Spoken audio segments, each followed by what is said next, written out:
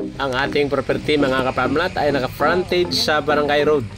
At ito po ay 1.5 hectare, more or less mga kaparmlat. At ang ating location naman ay Antipolo City. Yan, malapit lang po tayo sa SM Masinag, Robinsons Antipolo, at saka po sa De La Salle Antipolo. Ganun po kaganda yung ating location mga kaparmlat. You are watching Realty Philippines TV. Please don't forget to subscribe.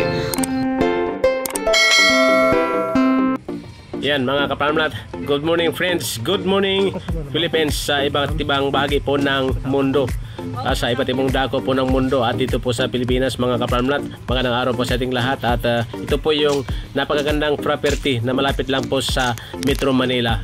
At yan po yung mga pananim na ating nakikita ngayon. Mayroon pong mahogani, saging, mayroon po tayong nakita ang guyabano.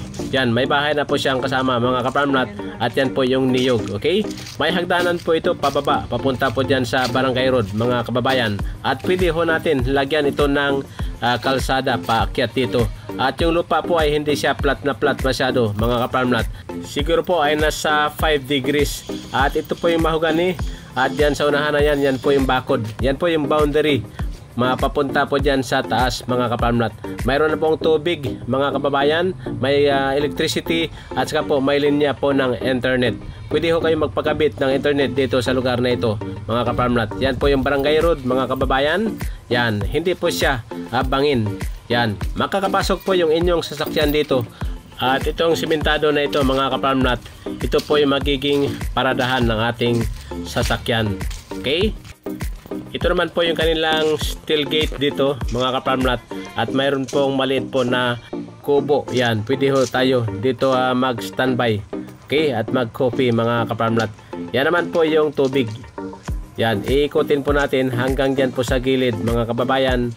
At may bakante po na pwede ho natin pagtaniman ng ibang mga prutas na gusto nyo. Yan po yung langka mga kaparmlat. At maliit pa lang po yung niyog. Yan, siguro po ay nasa more than 70 square meters yung bahay. Okay, yan naman po yung mangga mga kaparmlat. Lagyan po natin ito ng durian, rambutan, at saka po lansones. Yan naman po yung bakod.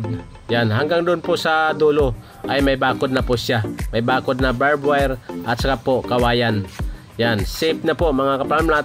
At kung mayroon mga sobra, lahat po ay ibibigay sa inyo. Okay?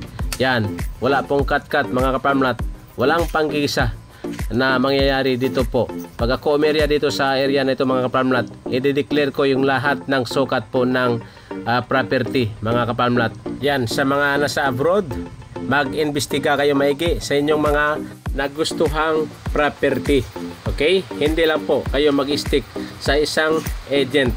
Yan, pwede kayo magtanong din sa amin at para po matulungan namin kayo na malaman nyo yung totoong sukat po ng property para hindi kayo mabiktima sa panggigisa sa sariling mantika mga kaparmlat. Yan, usong-uso po yan, lalo na po pag mga nakapag-aral sa YouTube mga kaparmlat. Yan, ang kanilang mga natutunan ay ina-apply dito po sa real estate industry. Kailan po ay inaabuso mga kaparmlat. Yan po, marami po salamat.